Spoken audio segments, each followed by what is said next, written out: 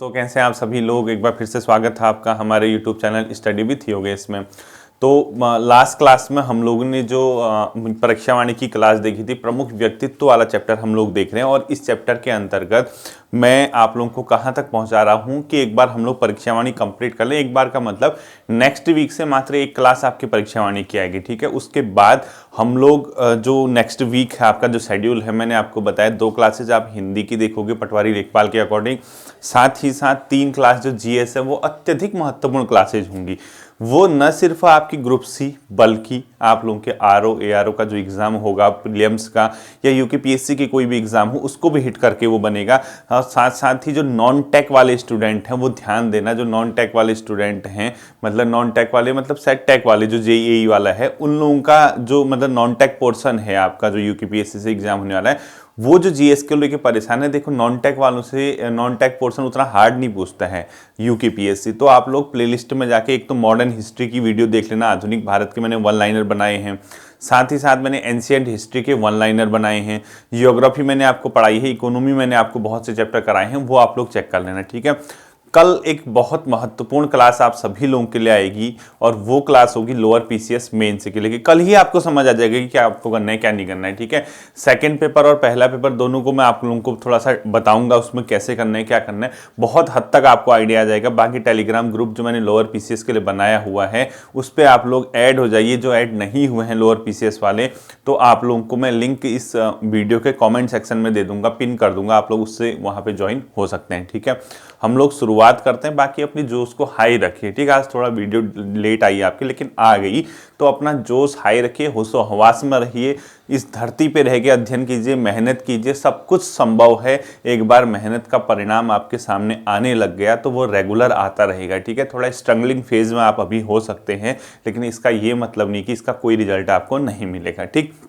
दूसरी बात, मैं आपको परीक्षा वाणी पढ़ा रहा हूँ, इसका मतलब परीक्षा वाणी ही है, ठीक है। ये मत कहना ऐसा किताब में है, कोई भी पढ़ा देगा, कोई भी लिखा देगा, ऐसे तो कोई भी बोल देगा। ये उनके लिए नहीं है जो अपने आप को इतने विद्वान समझते हैं, सिर्फ उन छात्रों के लिए है जिनको वास्तव में इस चीज़ की ज़रूरत होती है। कई चीज़ें उनको समझ नहीं आ पाती, कैसे क्वेश्चन करेगा, कैसे क्वेश्चन पूछा जा सकता है, इससे हम क्या पढ़ें क्या न पढ़ें, वो इस परीक्षा वाणी सीरीज को कंप्लीटली देख लेना, ठीक है। आज संभवतः तो उसकी 12वीं वीडियो होगी और लगभग ये 9वां या 10वां चैप्टर परीक्षा वाणी का हमारा चल रहा है, ठीक। देखिए प्रमुख व्यक्तित्व में अगला जो चैप्टर, अगला जो नाम आता है आपका, वो आता है डॉक्टर भक्त दर्शन जी का। मैंने आपको पढ़ाया था और कल किसी ने कमेंट भी लिखा था, सर जो है हमारी परीक्षा वाणी में वो वन लाइनर नहीं है। ये वन लाइनर थोड़ा है, ये तो मैं वन लाइनर बना रहा हूं आपके लिए, वन लाइनर किसी में नहीं है। इसमें कौन सा वन लाइनर है, इसमें भी तो आपकी जो चीजें हैं इसी प्रकार से दी हैं, तो वन लाइनर नहीं बना रहा हूं मैं, इसको ध्यान से आप लोग देखना, ठीक है। डॉक्टर भक्त दर्शन अब ये है कि किस जिले से संबंधित है। मैंने हमेशा आप लोगों से कहा कि डिस्ट्रिक्ट का नाम आप ध्यान रखना, किस जिले से संबंधित है। पौड़ी से जन्म वगैरह अगर आप चाहें तो पढ़ लिए, लेकिन इंपोर्टेंट उतने नहीं रहते हैं अब, ठीक है। 14 वर्षीय भक्त दर्शन के जीवन भर खादी पहनने और विदेशी वस्त्रों के बहिष्कार का व्रत लिया था। ये क्वेश्चन आता है पेपर में और आ भी चुका है। किस स्वतंत्रता संग्राम से, मतलब किसने जीवन भर खादी वस्त्र पहनने और अपने आप में विदेशी वस्त्रों के बहिष्कार का संकल्प लिया था, वो डॉक्टर भक्त दर्शन थे। एक पॉइंट इसमें लिख लेना है, ठीक है। नीचे दिया होगा किसने जीवन भर खादी पहनने और विदेशी वस्त्रों के बहिष्कार। खादी मतलब क्योंकि उस टाइम खादी स्वतंत्रता का प्रतीक था, एक प्रकार का स्वराज का प्रतीक था, गांधी जी ने ही चलाया था। खादी वस्त्र पहनेंगे और जीवन भर क्या करेंगे हम लोग, मतलब विदेशी वस्त्रों का बहिष्कार। विदेशी वस्त्र का बहिष्कार मतलब ब्रिटिश के जो यहाँ पे कपड़े थे उसका हम लोग बहिष्कार करके उसकी इकोनॉमी को ठेस पहुंचाएंगे ताकि वो यहाँ से निकल जाएं, ठीक है। विदेशी वस्त्र बहिष्कार का इनने क्या लिया था, संकल्प लिया था। विदेशी वस्त्र बहिष्कार का संकल्प जीवन भर लेने वाले कौन थे, डॉक्टर भक्त दर्शन थे। ये पॉइंट आता है पेपर में, ठीक है। इन्होंने अपने नाम के आगे से जातिवाचक शब्द भी हटा दिया था और जीवन पर्यंत केवल भक्त दर्शन ही बने रहे, ठीक है। तो जातिवाचक शब्द हटा दिया था, ये जातिवाद के खिलाफ थे, तो जातिवाचक शब्द हटाने वाले भी यही थे। और जीवन भर इन्होंने अपने नाम के आगे कुछ भी नहीं लिखा, ठीक है। तो इसको रिमूव कर दिया इन्होंने, यानी हटा दिया था जातिवाचक शब्द। अपने नाम के आगे से हटाने वाले कौन थे, भक्त दर्शन जी थे। 1939 में इन्होंने भैरव दत्त धुलिया के सम्यकादत्व में लैंसडाउन पौड़ी से कर्मभूमि नामक साप्ताहिक का प्रकाशन किया। मोस्ट इंपोर्टेंट है, पहला क्वेश्चन पूछा जाता है आपसे, कर्मभूमि नामक साप्ताहिक पत्र, साप्ताहिक था, ठीक है, ध्यान रखना एक साप्ताहिक था। साप्ताहिक का मतलब होता है कि वीक में एक दिन आएगा ये न्यूज़पेपर, डेली नहीं आएगा। कर्मभूमि साप्ताहिक न्यूज़पेपर था। कब पब्लिश हुआ था, 1939। कहाँ से पब्लिश हुआ था, पौड़ी गढ़वाल के लैंसडाउन से, ठीक है, सारे क्वेश्चन इंपॉर्टेंट है आपके। पौड़ी गढ़वाल के लैंसडाउन से प्रकाशित हुआ। किसने प्रकाशित किया था? भक्त दर्शन प्लस भक्त दर्शन के साथ साथ कौन से? धुलिया जी थे, ठीक है। यानी भक्त दर्शन के साथ साथ जो दूसरे व्यक्ति थे भैरवदत्त धुलिया जी थे। इन दोनों ने क्या किया था? भैरवदत्त धुलिया जी ने इसको क्या किया था? इसका प्रकाशन किया था। तो ये क्वेश्चन आता है आपका, भक्त दर्शन और भैरवदत्त धुलिया कर्मभूमि कहाँ से प्रकाशित हुआ था, कब हुआ था और क्या था? ये साप्ताहिक समाचार पत्र था, ठीक है। ये सारे के सारे फैक्ट आपके दिमाग में छपे होने चाहिए और मुंह जबानी याद होनी चाहिए। यही बेसिक उत्तराखंड है। और छोटे मोटे क्वेश्चन हम गलत करके आते हैं। गलत का मतलब इनमें से कौन सा एक साप्ताहिक समाचार पत्र नहीं था? कर्मभूमि, शक्ति, अल्मोड़ा अखबार या इसके बाद अलावा कुछ और, इनमें से कोई नहीं। तो इस प्रकार के जो कॉन्सेप्ट बेस्ड जो क्वेश्चन होते हैं, ये हार्ड टाइप के जो ये फेमस न्यूज़पेपर होते हैं उन्हीं का पढ़ना है। वो साप्ताहिक है या फिर वो डेली बेसिस पे या मंथली आपका पब्लिश होता है, ये ध्यान में आपको रखना है, ठीक है। इसके अलावा देख लीजिए क्या लिखा है। इन्होंने कुल 4 बार गढ़वाल से लोकसभा में प्रतिनिधित्व किया। यानी कहीं ना कहीं मैंने आपको बताया था कि लोकसभा मेंबर जो रहे थे उनमें लोकसभा मेंबर लिख देना। कितनी बार क्या रहे थे ये सब छोड़ दो, लोकसभा मेंबर ये भी रहे थे। और मैंने आपको कल वाले भी जो बताए थे वो भी आपको ध्यान में रखना है कि लोकसभा के मेंबर भी रहे थे, यानी कहीं ना कहीं चुनाव जीत के लोकसभा में पहुंचे थे, ये ध्यान रखना है, ठीक है। बाद में कानपुर विश्वविद्यालय के कुलपति और उत्तर प्रदेश हिंदी संस्थान के उपाध्यक्ष भी रहे। इतने इंपॉर्टेंट फैक्टर नहीं है।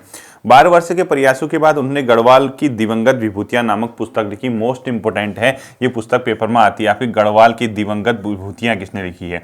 मोस्ट इंपोर्टेंट है, ठीक है। गढ़वाल की दिवंगत विभूतियां, ये पुस्तक किसके द्वारा लिखी गई है?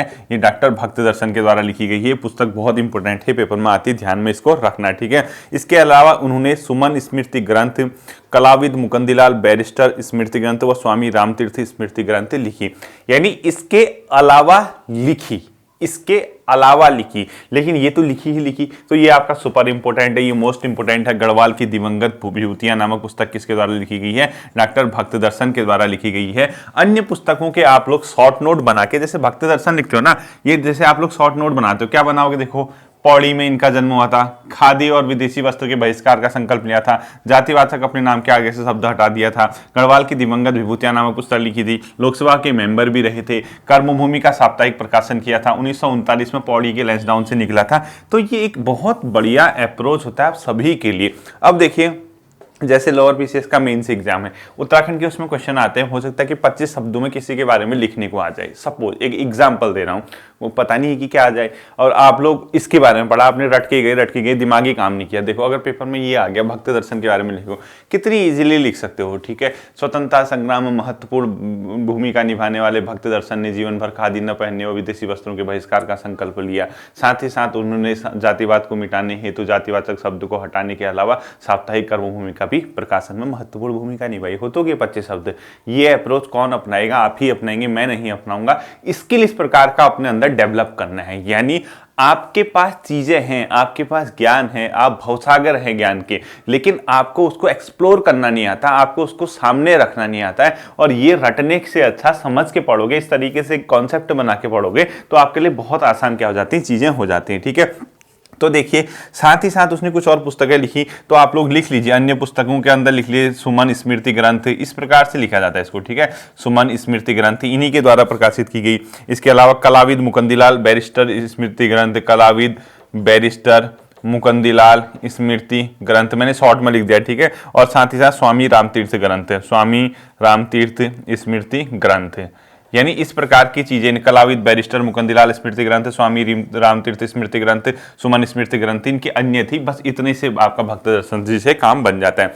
अगला जो आता है इसमें नाम सिरदेव सुमन जी का, और सिरदेव सुमन जी हमेशा से देखना कि ये जो सिरदेव सुमन जी का नाम है, हमेशा याद रखना, ये बहुत इंपॉर्टेंट अपने आप में क्या रहता है, टॉपिक रहता है किसी भी उत्तराखंड के एग्जाम को लेके। साथ ही साथ आपका मेंस के जो एग्जाम होते हैं, लोअर पीसीएस वगैरह, उसके एग्जाम के दृष्टि से भी ये बहुत ज़्यादा इंपॉर्टेंट रहता है। वहाँ भी इनके बारे में क्या आता है, लिखने को आता है, ठीक है। सिरदेव सुमन जी के बारे में, सिरदेव सुमन जी के बारे में देखते हैं क्या क्या फैक्ट इसने दिए हुए हैं। देखो, इनका जन्म आपको पढ़ना पड़ेगा, और ये कहाँ, इनका टिहरी के जौले गांव में हुआ था, यानी कहीं ना कहीं टिहरी जिले से संबंधित थे। 1900, अब ये जन्म वगैरह एक काम करना, चेक कर लेना, ठीक है, गूगल वगैरह कर लेना इसको कि कब हुआ था, क्योंकि ना कई किताबों में मिस्टेक भी होती है, हो सकता है इसमें भी मिस्टेक हो। तो आप लोगों से रिक्वेस्ट है इनका जन्म का ईयर ध्यान रखना, और ये किताब में आप गूगल वगैरह से सर्च कर लेना कि इनका कब हुआ था करके जन्म, ठीक है, ये इस तरीके से आपको समझना है। दूसरा, हिंदू नेशनल कॉलेज में पढ़ाते हुए उन्हें उच्च शिक्षा कुछ नहीं पढ़ना है। 1930 में 14 वर्ष की अल्प आयु में उन्हें देहरादून में नमक सत्याग्रह में भाग लिया था, ठीक है। यानी सिरदेव सुमन जी 1930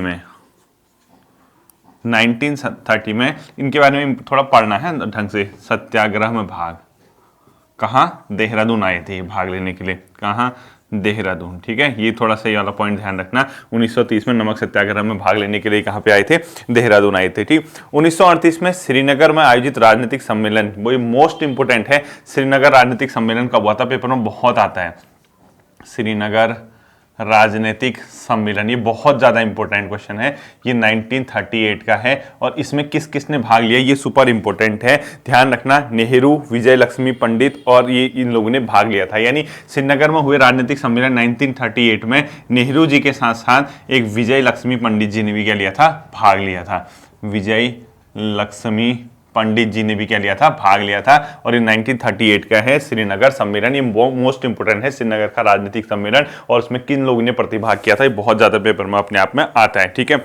इन्होंने गढ़वाल के दोनों खंडों की एकता पर जोर देते हुए कहा था कि यदि गंगा हमारी माता होकर भी हमें आपस में मिलाने की बजाय दो हिस्सों में बांटती है तो हम गंगा को ही काट देंगे। यानी सिंपल सी बात है, गढ़वाल के दो हिस्सों को, यानी गढ़वाल के दो खंड करने के बाद, जैसे टिहरी रियासत और अलग गढ़वाल था ना, ये कह रहा था कि अगर गंगा भी ऐसा करेगी, हमें दो भागों में बांटने का प्रयास करेगी, तो हम गंगा को ही काट देंगे। कहीं ना कहीं गढ़वाल की एकता के समर्थक अपने आप में कौन थे, सिरदेव सुमन जी थे, ये ध्यान रखना, ठीक है। 23 जनवरी 1939 को देहरादून में टिहरी राज्य प्रजामंडल की स्थापना, सुपर से भी सुपर इंपोर्टेंट क्वेश्चन, 23 जनवरी 1939 को देहरादून में कहाँ हुई थी, ये भी ध्यान रखना है, देहरादून। ये डेट भी पूछता है आपसे, इसकी डेट याद रखना, 23 जनवरी 1939 में देहरादून में टिहरी राज्य प्रजामंडल की स्थापना। कई लोग ना इसको क्वेश्चन ये गलत कर जाते हैं, टिहरी राज्य में ही हुई होगी करके, टिहरी राज्य प्रजामंडल बना था देहरादून में, और ये स्थापना याद रखना कहाँ हुई थी, देहरादून में, और कब हुई थी, 23 जनवरी को। और टिहरी राज्य प्रजामंडल की स्थापना में इनकी महत्वपूर्ण भूमिका थी। यानी टिहरी राज्य प्रजामंडल की स्थापना के पश्चात उन्होंने इस संगठन में को नई दिशा दी। उनका विचार था कि यदि हमें मरना ही है तो अपने सिद्धांत और विश्वास की सार्वजनिक घोषणा करते हुए मरना श्रेयस्कर होगा, ठीक है। तो क्वेश्चन ये है कि टिहरी राज्य प्रजामंडल की स्थापना कब हुई थी, 23 जनवरी 1939। टिहरी राज्य प्रजामंडल की स्थापना कहाँ हुई थी, देहरादून में। और साथ ही साथ किसने ये कहा था कि अगर हमें मरना ही है तो अपने सिद्धांतों की, विश्वास की सार्वजनिक घोषणा करते हुए मरना श्रेयस्कर होगा, तो वो कौन थे, अपने आप में सिरदेव सुमन जी थे, ठीक है। ये पॉइंट आपको सबके सब ध्यान में रखने हैं। फरवरी 1939 में जवाहरलाल नेहरू की अध्यक्षता में लुधियाना में आयोजित अखिल भारतीय देशी राज्य लोक परिषद के अधिवेशन में सिरदेव और उन्होंने प्रजामंडल के प्रतिनिधि के रूप में भाग लिया। ये क्वेश्चन भी पेपर में आता है, मैं आपको इंडिविजुअल टॉपिक सीरीज के अंदर प्रमुख व्यक्तित्व के अंदर इसको पढ़ा चुका हूँ। ध्यान रखना कि इन्होंने जब फरवरी 1900, पहले तो ये ध्यान रखना कि ये हुआ कब था, फरवरी 1939 में हुआ था अखिल भारतीय देशी राज्य लोक परिषद, यानी ऑल इंडिया, यानी अखिल भारतीय देशी क्या है, राज्य लोक परिषद यानी काउंसिल, ठीक है। तो ये अखिल भारतीय देशी राज्य लोक परिषद का जो आयोजन हुआ था वो कहाँ हुआ था, लुधियाना में। और लुधियाना अपने आप में कहाँ पड़ता है, पंजाब में पड़ता है, ठीक है। लुधियाना कहाँ पड़ता है, पंजाब में पड़ता है। उसमें अगर किसी ने यहाँ से भाग लिया था प्रजामंडल की ओर से, वो थे सिरदेव सुमन ने। इसको ऐसे याद रखना है, ठीक है। तो क्वेश्चन आपसे क्या पूछ सकता है इस पॉइंट से कि अखिल भारतीय देशी राज्य लोक परिषद लुधियाना पंजाब में टिहरी राज्य मंडल से किसने प्रतिनिधित्व किया था, इसमें से किस एक व्यक्ति ने भाग लिया था, सिरदेव सुमन ने। ये कब हुआ था, फरवरी 1939 में। ये दोनों ही पॉइंट आपको ध्यान रखना है, ठीक है। इसमें इन्हें हिमालयी प्रांतीय देशी राज्यों की सत्ता प्रतिनिधि माना गया था, वो सब छोड़ दीजिए, वो माना गया था, ठीक है, मान लेना। सन 1942 में प्रजामंडल की सफलता के लिए सेवाग्राम वर्धा में महात्मा गांधी से मिलने गए थे। वापस आने पर टिहरी राज्य की पुलिस ने उन्हें राज्य की सीमा के बाहर निकाल दिया। 27 दिसंबर 1939 को उन्हें जब पुनः टिहरी में प्रवेश करना चाहा तो 30 दिसंबर 1943 को टिहरी कारागार में बंद कर उन्हें यातनाएं दी जाने लगी और माफी मांगने के लिए बाध्य किया जाने लगा, किंतु सुमन ने उत्तर दिया, तुम मुझे तोड़ सकते हो पर मरोड़ नहीं सकते। जब हम स्कूल लेवल में पढ़ते थे ना, बचपन में आप लोगों ने देखा होगा 6, 7, 8 की किताब में कहीं एक मतलब मतलब चैप्टर था सिरदेव सुमन करके, अभी भी आप लोग जो हाल फिलहाल में ही मतलब ये ग्रेजुएट हुए उनको अभी भी याद होगा, अब हम तो जानते ही आप लोग, लेकिन इसमें ये वाला पॉइंट आपको याद होना चाहिए, तुम मुझे तोड़ सकते हो पर मरोड़ नहीं सकते। ये किसका स्टेटमेंट है? सिरदेव सुमन, ये पेपर में आता है, ठीक है। ये तुम मुझे तोड़ सकते हो पर मोड़ नहीं सकते, ये स्टेटमेंट किसने कहा था? सिरदेव सुमन ने। क्यों कहा था? टिहरी राज्य की जो इनके प्रति जो मतलब इनके प्रति जो व्यवहार था, इनके जो यातनाएं दी गई, उस पॉइंट को लेकर इन्होंने कहा था कि तुम मुझे तोड़ सकते हो पर मोड़ नहीं सकते हो, ठीक है। 21 फरवरी 1944 को सिरदेव सुमन का राजद्रोह का मुकदमा चला गया और किसी भी सरकारी वकील को उनकी पैरवी करने की स्वीकृति नहीं दी गई। उन्होंने अपने ऊपर लगे झूठे आरोपों की खिलाफत की और कहा, सत्य और अहिंसा के सिद्धांत पर विश्वास होने के कारण मैं किसी के प्रति घृणा और देश का भाव नहीं रखता। ठीक है, ये राजद्रोह का मामला कब चला था? एक पॉइंट वैसे आता नहीं है क्योंकि इनकी जो महानता है उसमें ये नेगेटिव पॉइंट से संबंधित क्वेश्चन नहीं आने चाहिए, ठीक है, कि इनके ऊपर राजद्रोह चला, ऐसे नहीं आते हैं पेपर में। 29 फरवरी 1944 को उन्होंने जेल कर्मचारियों के दुर्व्यवहार के विरुद्ध अनशन प्रारंभ किया और 3 मांगे।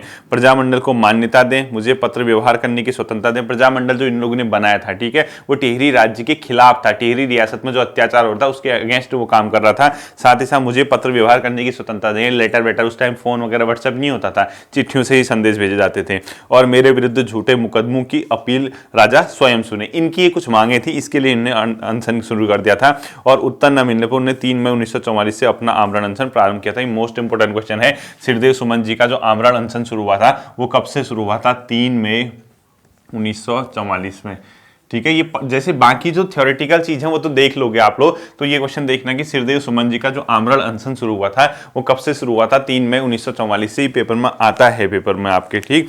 और इन्होंने क्या किया उसके बाद? जो बहुत लंबे समय तक 84 दिनों की भूख हड़ताल के बाद ये शहीद हो गए थे। तो ये मतलब पूरा क्वेश्चन आता है आपका कि जो सिरदेव सुमन जी थे इन्होंने जो आमरण अनशन शुरू किया वो कब से किया? 3 मई 1944। कितने दिनों तक किया? 84 दिनों के बाद इनका क्या हुआ था? निधन हुआ था, यानी ये देश के शहीद हो गए थे, ठीक है। और साथ ही साथ इनका जो मतलब ये शहीद हुए तो किस तिथि को हुए थे ये भी अपने आप में पेपर में आता है, तो ध्यान रखना। इन्होंने आमरण अनशन अपना शुरू किया था 3 मई 1944 में, ठीक है। और इन्हें कितने दिनों के बाद शहीद हुए थे? 84 डेज।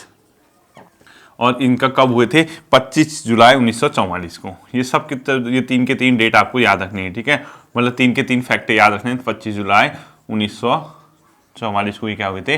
शहीद हुए थे। ये सब 3 के 3 फैक्ट आपको याद रखने हैं। और इनके आमरण अनशन के पीछे की क्या कारण थे? जैसे क्वेश्चन आएगा सिरदेव सुमन के आमरण अनशन के पीछे क्या कारण थे, तो पहला क्वेश्चन क्या था? टिहरी राज्य प्रजामंडल को मतलब मान्यता देना, प्रजामंडल को मान्यता, पहला पॉइंट आपको ये याद रखना है, ठीक है। दूसरा, जो उनके ऊपर मुकदमे चले गए हैं उनकी सुनवाई राजा स्वयं करे और उन्हें पत्राचार का क्या दे दिया? ऑप्शन दिया जाए, मौका दिया जाए, ये आपको ध्यान में रखना है, ठीक है। मैं अपने प्राण दे दूंगा किंतु टिहरी राज्य के नागरिक अधिकारियों के सामंती शासन के पंजे से कुचलने नहीं दूंगा, ठीक है। ये बाकी थ्योरेटिकल है, ये आप लोगों को एटलीस्ट इतना इनके बारे में पता होना चाहिए, ठीक है। अगला जो आता है आपका हेमवती नंदन बहुगुणा जी आते हैं। हेमवती नंदन बहुगुणा को उत्तराखंड में धरती पुत्र या हिमालय पुत्र नाम से क्या किया जाता है? संबोधित किया जाता है। तो एक पॉइंट तो आपको ये पता होना चाहिए कि धरती पुत्र या हिमालय पुत्र किसको कहते हैं? उपनाम धरती पुत्र ऑब्लिक हिमालय पुत्र, हिमालय पुत्र, ठीक है। ये किसको कहते हैं अपने आप में? हेमवती नंदन बहुगुणा, हेमवती नंदन बहुगुणा, जिसके नाम से आपका गढ़वाल यूनिवर्सिटी ना HNB कॉलेज कहते हो आप लोग, हेमवती नंदन बहुगुणा, वो इन्हीं को धरती पुत्र या हिमालय पुत्र कहा जाता है। और इनका जन्म जो हुआ था पौड़ी के बुधानी गांव में हुआ था। अब जन्म वगैरह न देखते हुए सिर्फ इतना देखना कि कहाँ इनका जन्म हुआ था, मतलब किस जिले से बेसिकली संबंधित है, ठीक है। पौड़ी जिले से इनका क्या था? संबंध था। और यूके SSSC का तो कोई भरोसा ही नहीं है, क्या पता वो जन्म के ईयर वगैरह भी पूछ दे। तो सिरदेव सुमन, बद्रीदत्त पांडे और अपने आप में हेमवती नंदन बहुगुणा, कुछ ऐसी पर्सनैलिटीज हैं जिनके बारे में आपको पता होना चाहिए, ठीक है। बाकी इनके बारे में देखो, इलाहाबाद आए, ये किया वो किया, संसदीय सचिव रहे, इतना आपको नहीं देखना है। 1979 में उन्होंने लोकतांत्रिक समाजवादी पार्टी का गठन किया। एक क्वेश्चन ये लोग लो आप लोग, ठीक है, ठीक है। 1979 में इन्होंने 1979 में लोकतांत्रिक समाजवादी पार्टी का गठन किया, एलएसपी का गठन किया था किसने, एचएनबी जी ने, हेमवती नंदन बहुगुणा। बाकी जो ऊपर की थ्योरी है ना आपकी, ये थ्योरेटिकल चीजें हैं, जैसे क्या लिखा है उन्होंने 1937 में उच्च शिक्षा के लिए इलाहाबाद आई, कुछ नहीं पढ़ना आपको। ये छात्र आंदोलन का नेतृत्व करने के 1957 में सर्वप्रथम कांग्रेस की विधानसभा के लिए चुनाव जीते, पंत जी के सरकार में संसदीय सचिव हुए, 72 में इलाहाबाद से लोकसभा के लिए विजयी हुए। कहीं ना कहीं हेमवती नंदन बहुगुणा जी भी लोकसभा के मेंबर रहे, ठीक है, ये भी आपको याद रखना है कि लोकसभा मेंबर, हाँ भाई, आपके हेमवती नंदन बहुगुणा जी भी रहे थे। अब अगला देख लीजिए, उसके बाद क्या है, गढ़वाल संसदीय सीट से विजयी होकर मंत्री बने, ठीक है। 1984 में चरण सिंह के साथ दलित मजदूर किसान पार्टी का गठन कर संसदीय चुनाव लड़ी, इलाहाबाद से संसदीय चुनाव लड़ी, लेकिन अमिताभ से हार गए। 17 मार्च से 1989 को उनका निधन हो गया। अब बाकी नहीं पढ़ना आपको। हेमवती नंदन बहुगुणा जी आपका जो है हिमालय पुत्र या धरती पुत्र कहते थे, लोकसभा के लिए मेंबर रहे थे। इनके बारे में थोड़ा सा पढ़ लेना। इनने ये लोकतांत्रिक समाजवादी पार्टी का भी गठन किया था 79 में, इतना आपको ध्यान रखना है। उन्होंने अपने कार्यकाल में उत्तराखंड के लिए अलग से पर्वतीय विकास मंत्रालय की स्थापना की। इंडियन नाइज्म इनकी पुस्तक है, ठीक है। ये क्वेश्चन आता है पुस्तक पेपर में आपका, इंडियन नाइज्म किसने लिखी है, इंडियन नाइज्म, ये पुस्तक किसकी है, एचएनबी जी की, ठीक है, हेमवती नंदन बहुगुणा जी की इंडियन नाइज्म नामक क्या है पुस्तक है। ये आपको क्या रखना है, ध्यान में रखना है। महाराजा मानवेंद्र शाह अगले जो आते हैं व्यक्तित्व प्रमुख उत्तराखंड के दिए हुए हैं। 1921 में टिहरी के प्रतापनगर में हुआ था। 25 अक्टूबर 1946 को उनका राज तिलक हुआ। ध्यातव्य है कि राज तिलक के पूर्व टिहरी की जनता रियासत के खिलाफ आंदोलनरत थी और समाधान के लिए टिहरी राज्य प्रजामंडल के गठन किया गया था। जनता और टिहरी पुलिस के बीच निरंतर संघर्ष जारी था, अतः भारत सरकार के हस्तक्षेप से अंतरिम सरकार गठित की गई, जिसमें आनंद शरण रतूड़ी, खुशहाल सिंह और डॉक्टर कुशलानंद गैरोला आदि शामिल थे। जनता के लंबे संघर्ष के परिणाम स्वरूप 1 अगस्त 1949 को टिहरी रियासत का भारत में विलय किया गया। क्वेश्चन ही यही आता है, मोस्ट इंपोर्टेंट क्वेश्चन है, टिहरी का भारत में विलय कब हुआ था, 1 अगस्त 1949 को। अब कई लोगों को, जैसे जो पुराने नए बच्चे हैं, उनको समझ नहीं आता है कि टिहरी का भारत में विलय का मतलब क्या है। देखिए, पहले क्या था, ब्रिटिश जो रूल कर रहे थे, कई इलाके ऐसे थे जहां ब्रिटिश खुद से रूल कर रहे थे। कहीं कहीं उन्होंने अपने क्या किए थे, शासक नियुक्ति किए थे, यानी देसी रियासत बोला गया था, जहां ब्रिटिश का प्रत्यक्ष नियंत्रण नहीं था, डायरेक्टली ब्रिटिश रूल नहीं करते थे, लेकिन यहाँ के राजा महाराजा लोग वहां पे शासन करते थे ब्रिटिश के देख रेख में, ठीक है। शासन यहाँ के लोग करते थे, ब्रिटिश उस पर कुछ नियंत्रण कर सकती थी, तो ऐसे राज्यों को देसी रियासत बोला गया था। तो जब भारत स्वतंत्र हुआ था, जो ब्रिटिश के डायरेक्ट हस्तक्षेप में थे, जहां ब्रिटिश ने खुद डायरेक्ट शासन किया, वो तो भारत के अंदर शामिल हो गए, लेकिन जहां ब्रिटिश का डायरेक्ट रूल नहीं था, जिनको आप लोग देसी रियासत बोलते हैं, उनको भारत में शामिल करने में माथापाची करनी पड़ी, ठीक है। पटेल जी का बहुत बड़ा रोल रहा है, सरदार पटेल को, तभी तो यूनिटी डे मनाया जाता है उनके मतलब उसमें, ठीक है, एकता दिवस। तो पटेल जी ने बहुत प्रयास किया, उसी क्रम में एक टिहरी भी था। टिहरी भारत का हिस्सा बाद में बना स्वतंत्रता के बाद। ये ब्रिटिश के द्वारा रूल डायरेक्ट नहीं किया जाता था, यहाँ राजा महाराजा शासन करते थे, इसलिए देसी रियासत थी। इस देसी रियासत का भारत में विलय 1 अगस्त 1949 को किया गया था। उस समय टिहरी शासक थे मानवेंद्र शाह। ये दोनों क्वेश्चन आता है आपका कि जब भारत में टिहरी का विलय हुआ था, उस टाइम टिहरी नरेश कौन था, मानवेंद्र शाह, जिसके बारे में हम लोग पढ़ लें। तो 1 अगस्त 1949 को टिहरी का भारत में विलय हुआ था, ये पॉइंट आपको याद रखना है। और उस टाइम ब्रिटिश मतलब ये सॉरी जो टिहरी रियासत के राजा थे वो कौन थे, मानवेंद्र शाह थे, इसको आपको पता होना चाहिए, ठीक है। इसके बाद देख लीजिए, शाह टिहरी में 2004 में 8वीं बार लोकसभा के लिए चुनाव जीते, यानी लोकसभा मेंबर भी रहे हैं। ये भी अपने आप में क्या रहे थे, लोकसभा के सदस्य रहे थे, ये ध्यान रखना आप लोग, ठीक है। 8वीं बार क्या बने थे, लोकसभा के लिए चुनाव जीते। सर्वप्रथम 57 में लगातार 3 बार, 57, 62, 67, फिर 91 में 5 बार चुनाव जीते। 5 जनवरी 2007 को सांसद रहते हुए उनका निधन हुआ, यानी कहीं ना कहीं 8 बार लोकसभा के मेंबर रहे, 8 बार, ठीक है। टिहरी से 8 बार लोकसभा के मेंबर रहे, इतना आपको ध्यान रखना है। अब इसके बाद आता है नारायण दत्त तिवारी जी। अब यहाँ से जो है ये मॉडर्न टाइप के लोग आ गए, यानी एक प्रकार के मॉडर्न, ये कहने का ये मतलब है वर्तमान, यानी हम लोगों ने जिनको देखा है, हम लोग जिनसे परिचित हैं, वो पॉलिटिकल लोग आ गए यहाँ से प्रमुख व्यक्तित्व में।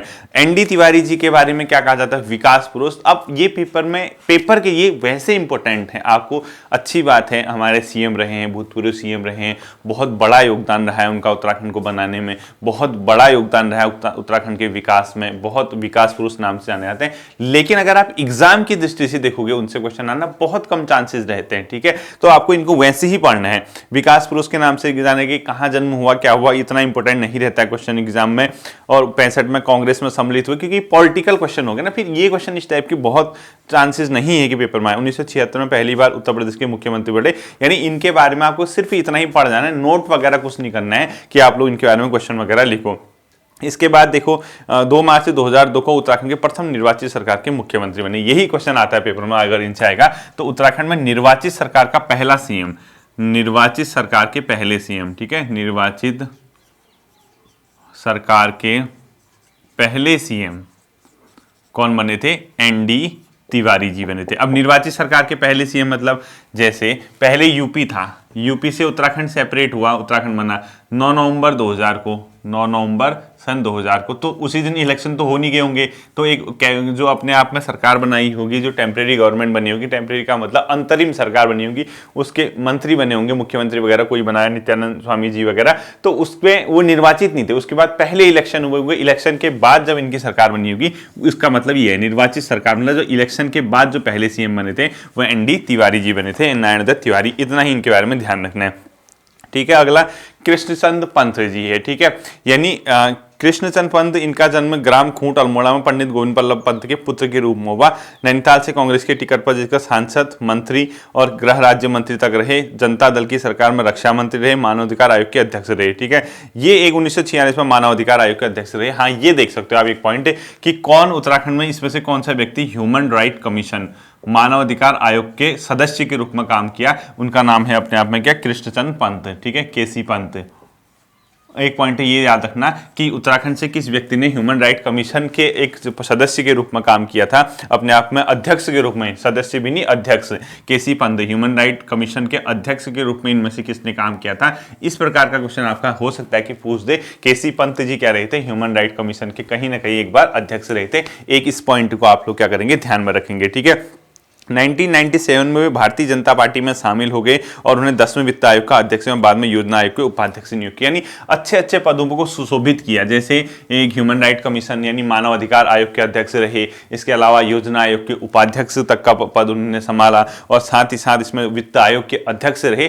तो इनको इस दृष्टि से देखो, जो बड़े बड़े पदों पर ये शामिल हुए, क्योंकि लोकसभा सदस्य बनना वगैरह वो अलग चीज है, वो पॉलिटिकल मैटर है, लेकिन इन पदों पर जैसे ह्यूमन राइट कमीशन का अध्यक्ष रहना, योजना आयोग का उपाध्यक्ष रहना उस टाइम पे, या अपने आप में वित्त आयोग का अध्यक्ष रखना, वो बहुत बड़ी बात है। तो इनको बारे में जैसे आप लोग ऐसे लिखोगे, के सी पंत, ठीक है, किस जिले से संबंधित है? अल्मोड़ा से। क्या क्या रहे? ह्यूमन राइट कमीशन के अध्यक्ष यानी प्रेसिडेंट, और योजना आयोग प्लानिंग कमीशन के क्या रहे थे?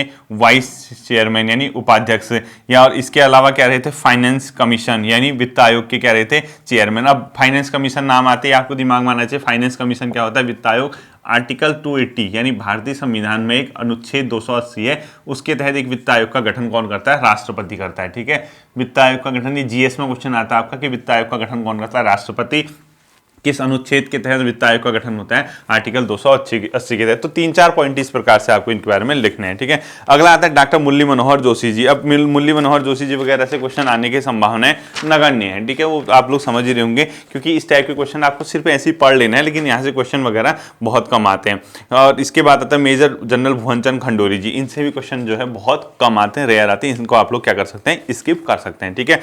ये था हमारा प्रमुख व्यक्तित्व वाला एक पोर्शन, जहां पे हमने मेन से देख लिया। अब इसके बाद हम इसको क्या देखेंगे? इसके साहित्यकार, पत्रकार, इतिहासविद वगैरह भी देखेंगे। ये चैप्टर मैं आपको पूरा कराऊंगा, परेशान मत होना। इस चैप्टर में मतलब आपको मान के चलिए 2 या 3 क्लासेस और हैं, 2 क्लासेस इस प्रमुख मतलब आपका जो ये चैप्टर है इससे आपके आने की पूरी संभावना है कि मैं इसको 2 क्लासेस आपकी और दूं, प्रमुख व्यक्तित्व वाला, ठीक है। तो आपको जितना मैंने ये चीजें करा रखी, इतना अभी तक इस चैप्टर से इतना ही करना है। कल आपकी एक बहुत कीमती वीडियो, बहुत लोगों की उम्मीदें जिसको है मतलब लोअर पीसीएस मेंस और आरओ और एआरओ, ठीक है, ध्यान से सुनना। इनके लिए बुक भी पूछ रहे थे कई लड़के, ठीक है। तो आरओ एआरओ की बुक लिस्ट, तैयारी करने का तरीका, कहां से शुरुआत करो, क्या शुरुआत करो, लोअर पीसीएस को कैसे डील करना है, कैसे उसके मेंस को डील करना है, वो आपको मैं कल बताता हूं। कंप्लीट बुक लिस्ट बता दूंगा, क्या क्या पढ़ना है, कैसे टॉपिक तैयार करने हैं, और क्या आपको जरूरत है कि आप लोग कोचिंग करें या न करें, वो भी कई लोग पूछते, मैं आपको बता दूंगा, ठीक है। वो आप लोगों को लगेगा कि हाँ आपको करनी चाहिए तो आप बिल्कुल कीजिए, नहीं लगता है तो आप मत कीजिए, ये आपका व्यक्तिगत अधिकार रहेगा। लेकिन मैं आपको, जैसे कई लड़के पूछते थे, बुक लिस्ट, तैयारी का तरीका, वो आपको मैं अच्छे से कल समझा दूंगा, ठीक है। फिर मिलते हैं आपके साथ अगले सेशन पर। अपना ध्यान रखिए, थैंक यू।